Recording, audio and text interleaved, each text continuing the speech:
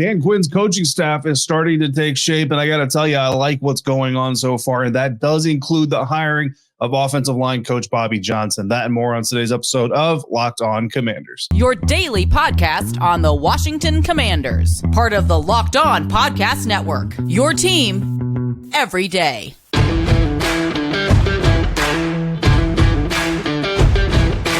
Hey, what's up, everybody? Welcome to this episode of Locked On Commanders, your daily podcast covering the Washington Commanders, part of the Locked On Podcast Network, your team every day. Thanks so much for making Locked On Commanders your first listen of the day every day. And don't forget that you can subscribe for free on YouTube or wherever you're getting this podcast. And you can continue this conversation with me by becoming a Locked On Commanders insider. Go to joinsubtext.com/LockedOnCommanders and sign up today to be an insider. From there, you'll get news, analysis, one-on-one conversations with me via text message. No hashtags, no apps, no filters, all straight to your phone. Live text from practices, games, press conferences, events, and just throughout the course of the day. So a lot of stuff going on over there. Again, join subtext.com/LockedOnCommanders to become an insider today. I'm David Harrison, credentialed member of the media covering the Washington Commanders for CommanderCountry.com, a part of Sports Illustrated's FanNation. And I'm here with you every Monday through Friday, along with our everydayers. And everydayers, you already know it, but I'm going to tell you anyway. I appreciate your continued support for the program. Today's show is brought to you by FanDuel. Make every moment more. Right now, new customers, you get $150 in bonus bets with any winning $5 bet. That's $150 if your bet wins. Visit FanDuel.com/LockedOn to get started on that today. On today's episode, we're diving into the coaching staff as it stands at the moment of this recording, because hirings are coming through at a rapid pace. So who knows, by the time I get done doing this episode, we could have some newbies to the roster, but we're going to go over what we know as of right now. Dan Quinn has certainly been a busy coach, and we're going to start with the coordinators. And yeah, we've talked a little bit about some of the coordinators already, but we have a new one to talk about and a little bit more to discuss with the way this coaching staff is starting to shape out. I literally turned the script for this episode, this deep dive into the coaching staff, into an article over at CommanderCountry.com. So if you read that on a regular basis, you may have already seen some of this information, but we're going to talk about it here a little bit more in depth. And look, managing partner Josh Harris said at the beginning of the offseason, right? Like this was going to be an intensive process. It was going to be a rapid process, but it was also going to be a thorough process. And I know that, there was a little bit of a delay between hiring Adam Peters, the general manager, and hiring Dan Quinn as the head coach. And that got people a little bit frustrated. But in what has already been one of the busiest off seasons in Commanders' recent memory, the coaching staff is filling out very, very quickly. And what I really like about what they're doing, like overall, just before we get to the individual names, what I really like overall that they're doing is they're taking from the top of the competition ladder in the National Football League. Adam Peters coming from the San Francisco 49ers, who of course just competed in a Super Bowl, their second Super Bowl since Adam Peters, Kyle Shanahan, and John Lynch all joined the organization. But he's also got experience with the Denver Broncos back from when they won their most recent championship, the New England Patriots. He was a scout on that team. So again, not a decision maker with the Pats, but certainly a part of the operation.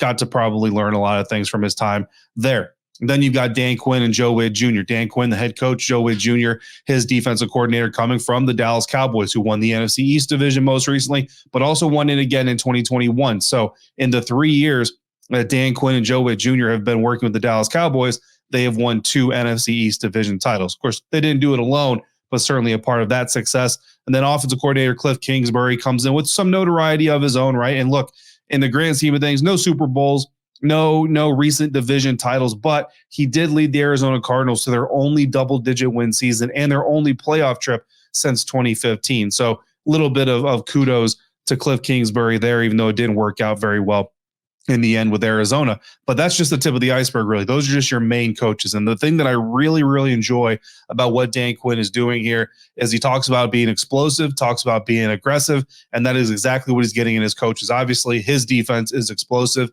His defense is aggressive. Joe Whitt Jr. comes in, knows his language, knows his scheme.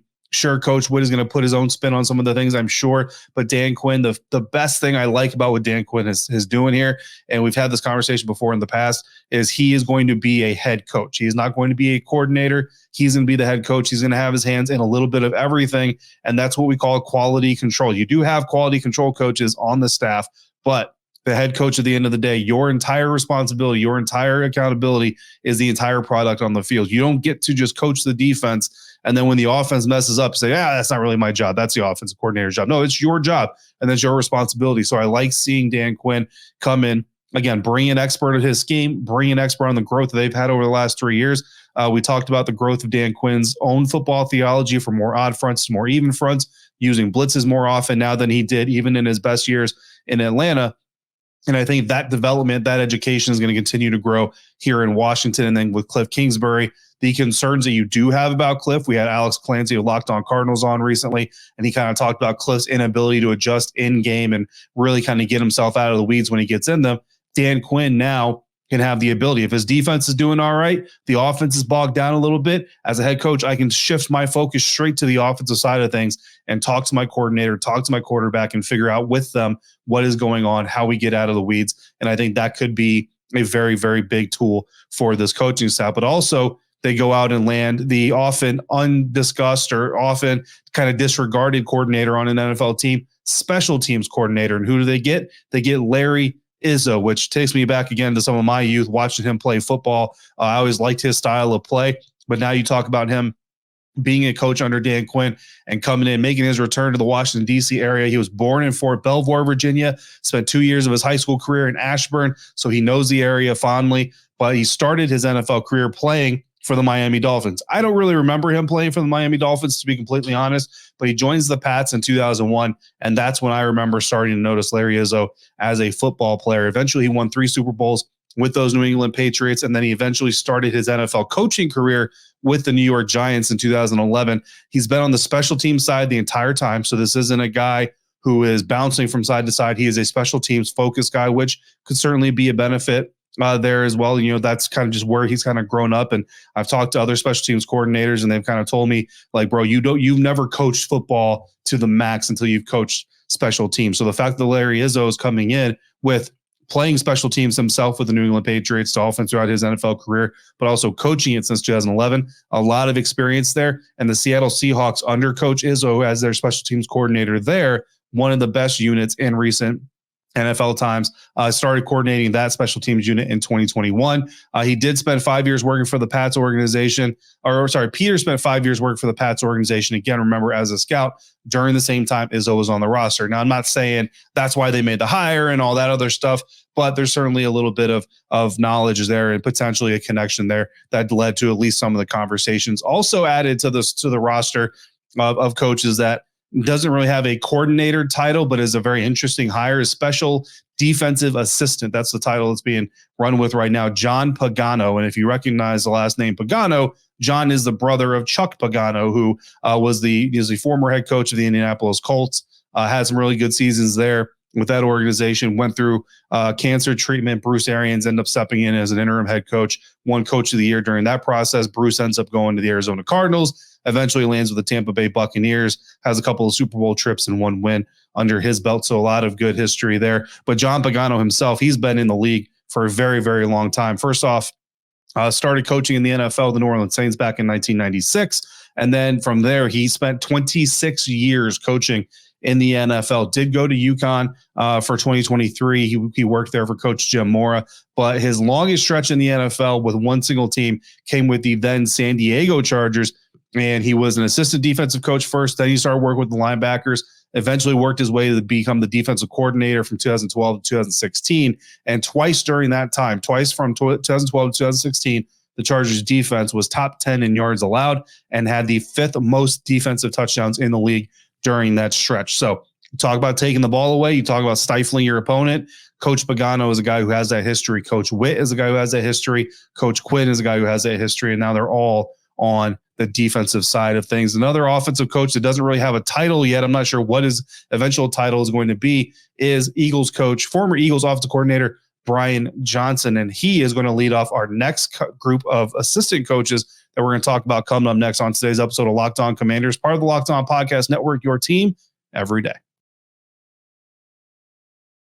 The Kansas City Chiefs are back-to-back champions after delivering another Super Bowl win to their fans and to their city. What a game that was. Hopefully you all enjoyed it. But as usual, the commercials also delivered some fun during the evening and during the game. DoorDash also went all out for game day, and they delivered stuff from ads during the Super Bowl to one lucky winner. That included cars, snacks, even tax software. But I do got to hand it to DoorDash. It was one heck of a delivery. DoorDash is your all-in-one app for your everyday needs, whether it's from restaurants, groceries, flowers, gifts, whatever you need. You can get so much more delivered to you than you've ever realized. Football season may be over, but we're in the thick of the basketball season, the school year, and let's face it, winter weather. I'm dealing with that a little bit here today. I can think of a million reasons daily to order DoorDash. So hop on the app and make your day a little bit easier. Get dinner for tonight, groceries for the week, or a consolation prize for your buddy that's cheering on San Francisco, all on DoorDash. DoorDash, your door to more. Head to the DoorDash app to get everything you need delivered.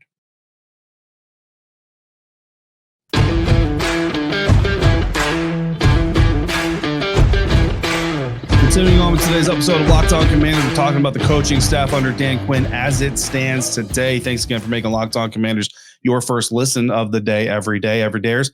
Come back tomorrow. We got a mailbag episode. So if you haven't gotten your mailbag question in and you want to, you still have a little bit of time, drop it in the YouTube comment section or text me directly if you're a Locked On Commanders insider. If you're not, go to joinsubtext.com/LockedOnCommanders. You get your first 2 weeks free so you can see what it's all about. We're going to have a lot of stuff coming out during the combine. I'm going to be live texting my insiders all throughout the combine. So get in on that fun. Locked On has also launched the first ever national sports 24/7 streaming channel on YouTube. Locked On Sports Today is here for you 24/7, covering the top sports stories of the day with your local experts of Locked On, plus our national shows covering every league. So go to Locked On Sports Today on YouTube and subscribe to the first ever national sports 24/7 streaming channel. Continuing our talk about the coaching staff, we talked about 3 coordinators. We talked about special defensive coach or special defensive assistant John Pagano and potentially what impact he can make. But we also got to talk about another coach that's added to the offensive side of things. We don't really know what his title is going to be right now, and that's Brian Johnson, the former Philadelphia Eagles offensive coordinator. And he was kind of the first hire, I think, some people had, their misgivings about Kliff Kingsbury. I certainly had my concerns. We chronicled all those the week that he was hired, and we're able to kind of look into some things and say, here's reasons why it may not be such a concern, and we'll have to see what the product on the field is moving forward. But Brian Johnson is a guy, and when you go back to the Philadelphia Eagles, he's someone who was given a lot of credit for helping develop Jalen Hurts in a very short period of time and ultimately lead to a lot of success under the offensive coordinator at the time who helped them get to the Super Bowl 2 seasons ago now. Well, that offensive coordinator got hired away. Brian Johnson moved up to the offensive coordinator position under Nick Sirianni. And what became clearest to me during the course of the season is that Nick Sirianni's lack of play calling experience himself. Remember, his time as an offensive coordinator with the Indianapolis Colts, he worked under head coach Frank Reich. Frank Reich was the offensive play caller for the Colts during that time. So Nick Sirianni came in to his head coaching job having never actually navigated the trees and the weeds and the mud and the pitfalls that happen during an NFL game as a play caller. So when Brian Johnson was getting stuck in some of those moments, Nick Sirianni simply just didn't know how to get his offensive coordinator through those problems, above those problems, and pull him forward. So to me, I put a good amount of what happened in Philadelphia last year on the offensive side of things on Coach Sirianni rather than Coach Brian Johnson. Now, coming into Washington, we do know one thing. Brian Johnson's not going to be the offensive coordinator. So what is he going to be? I don't know. But his intention, my early assumption is passing game coordinator, right? So what that role is going to entail, and it can entail a lot of things for different teams. So this is just kind of my spitballing idea of what Brian Johnson's role might be, is kind of provide the checks and balances, right? Kliff Kingsbury, something that he was criticized for in Arizona was his inability to adjust during the game. Well, Brian Johnson's another set of eyes, is another guy who's developed a quarterback that has a strong arm, but also is known for being a little bit mobile, kind of fits the Kliff Kingsbury mold, kind of fits what you see in Sam Howell, also fits in what you see in some of these draft prospects that the Washington Commanders may add to the roster. So it all kind of makes sense in a holistic manner. And Brian Johnson should be able to kind of stand back a little bit, not have to worry about the game flow, not worry about what down and distance it is, not worry about all these other things, and kind of watch it with an observer's lens, but a smart observer's lens, and then give some real-time feedback to Coach Kliff and to Sam Howell or whoever the quarterback is at the time, Tabitha Pritchard, the quarterback's coach, all these things. So just, again, more intelligence coming in. And something that can't be undersold is Brian Johnson's knowledge of the Philadelphia Eagles. Obviously, he knows that offense. He knows the quarterback. He knows the coach. So I think that is something that cannot be undersold. Now, the Eagles do have a new offensive coordinator, so there's going to be some new wrinkles there. But Brian Johnson knows those players very, very well, and I think that's a big key, big tool for the Washington Commanders to potentially use. Obviously, Dan Quinn, Joe Whitt coming from the Cowboys. So you have that. Now you got Brian Johnson coming from the Eagles. So now you have that. And you also have Bobby Johnson coming in to be the offensive line coach. He's the next assistant coach we're going to talk about because a lot of people got a lot of questions about this hire. And I'll tell you this, Coach Johnson coming over to Washington, he spent 2022 and 2023 with the New York Giants, leading arguably the worst offensive line in the National Football League during those 2 seasons. So that's why a lot of people have a lot of questions. A lot of people are kind of going, hey, man, like Coach Quinn, I was on board with what you were doing up until this point. But I'll tell you right now, I don't have a huge problem with this hire. Now, I'm not saying the concerns are not legit. The concerns are legit. But here's the thing about it, right? Injuries certainly played a big factor into what happened with the New York Giants offensive line. And Patricia Trina, our buddy over at Locked On Giants, she's also the publisher of Giants Country on Sports Illustrated's FanNation. So a lot of connections there between her and I. She outlined something in November of 2023 about the Giants offensive line problems. And she specified that while the injuries are certainly significant, the coaches are not free to blame. And where she lays blame at the coaches, and not specifically Johnson, but just the coaches in general, is the inability for New York to stabilize its line while dealing with so many injuries because of lack of roster management, specifically lack of retaining depth players like Nick Gates, for example, and the lack of obtaining depth players to replace them. So when all those injuries happened, the New York Giants were basically left standing there with their pants down saying, we don't know what to do. We don't know who to put in. Also, you go back to the preseason, go back to training camp, and Trina chronicles how the New York Giants really never settled on a starting 5 offensive line unit in the first place. They really kind of looked at it and they just kind of pieced it together as they went, rotated guys in, rotated guys out, never really solidified a 5-man starting group and gave them time to gel. And when you talk about the offensive line, you're talking about the single unit on a football field that has to play as one more than any others. Like defensive line, you want them playing as one, but you know what? If someone goes rogue, sometimes it can work, sometimes it doesn't. Linebackers kind of have their own thing. Defensive backs have to read off of each other a little bit, but for the most part, they kind of have their own thing.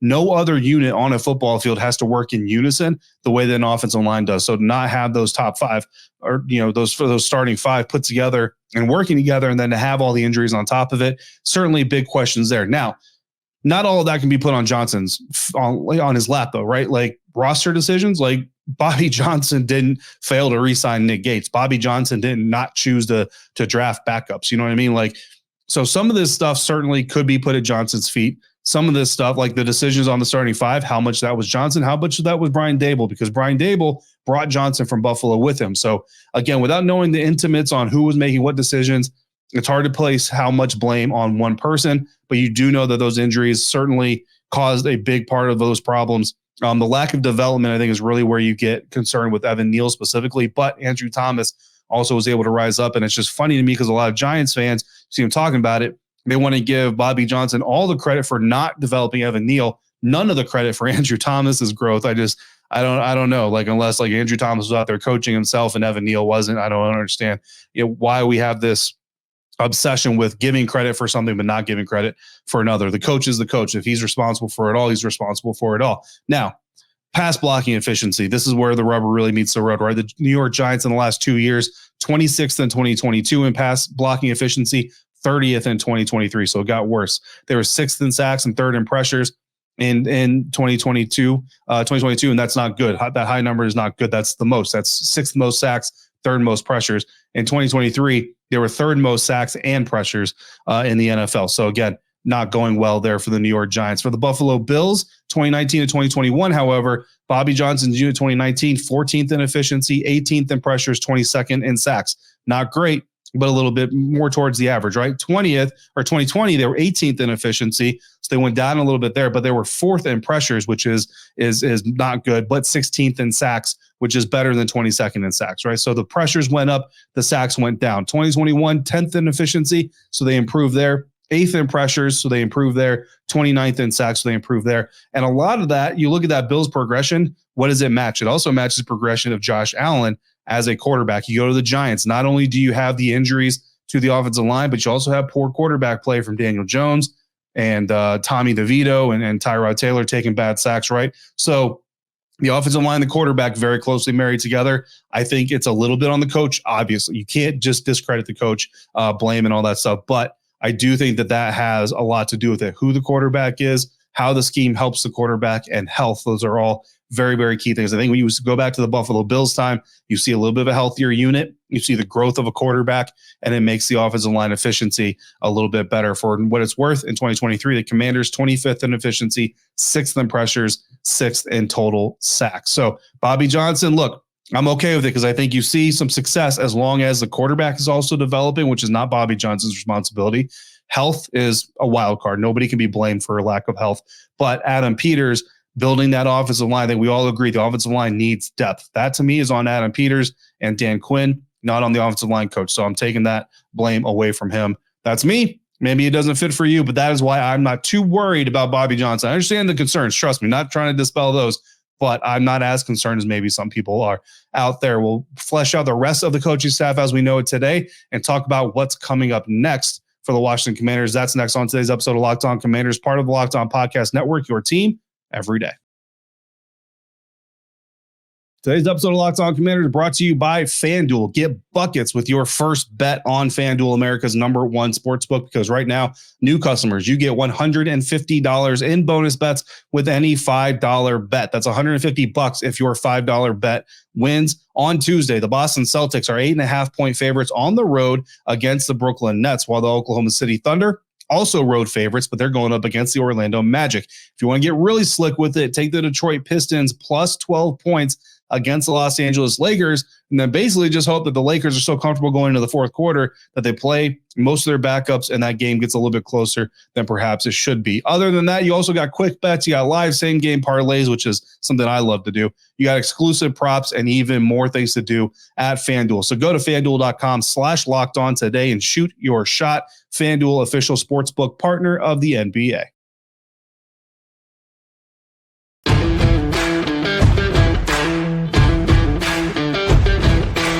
Wrapping up today's episode of Locked On Commanders here, we've been taking a dive into Dan Quinn's coaching staff as it stands today. We talked about the coordinators, we talked about some of the assistant coaches and the special coaches, and we talked about offensive line coach Bobby Johnson, who's got a lot of people's feathers ruffled right now, and trying to just offer some counter. Again, trying to fight that confirmation bias and see why this hire himself may not be that big of a deal. We'll see, obviously, what the product looks like on the field, right?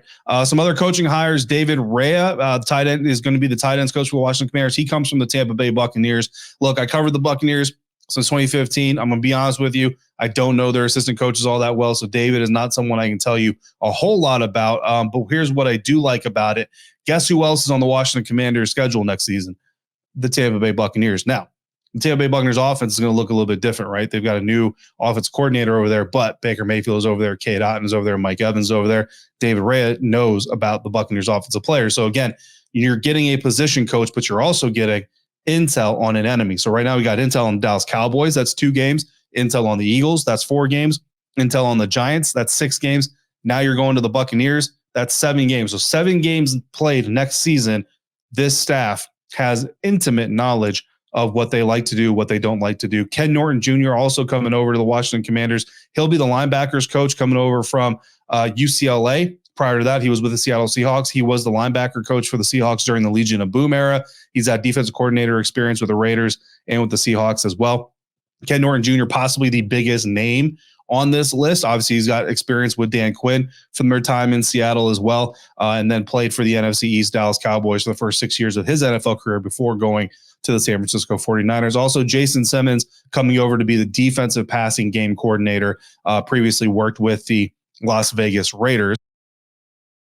Returning coaches to the staff, quarterback coach Tavita Pritchard, he'll be returning to the staff. That's very good news. I'm a big fan of Coach Pritchard. I really like what he had going on, so I was really hoping they were going to keep him. And then, of course, Ryan Kerrigan, assistant defensive line coach for the last 2 seasons. He is moving to the pass rush specialist role, which is actually the first time I've heard of that role specifically on a team. But the bottom line is Coach Kerrigan will continue his career in Washington. I know a lot of you, outside of Eric Bieniemy, Ryan Kerrigan was kind of the next guy that everybody was talking about. We've also had some questions about Jennifer King, assistant running backs coach for the last few years here in Washington, and whether or not she was going to be around. I have not heard any official news about her. I will tell you that she was making the rounds during Super Bowl week, and she did talk to our friends over at Bowie TV I'm not saying that's a sign that she's sticking around or not. Jennifer she's a very personable person. Coach King is very, very friendly with her time, very generous with her time.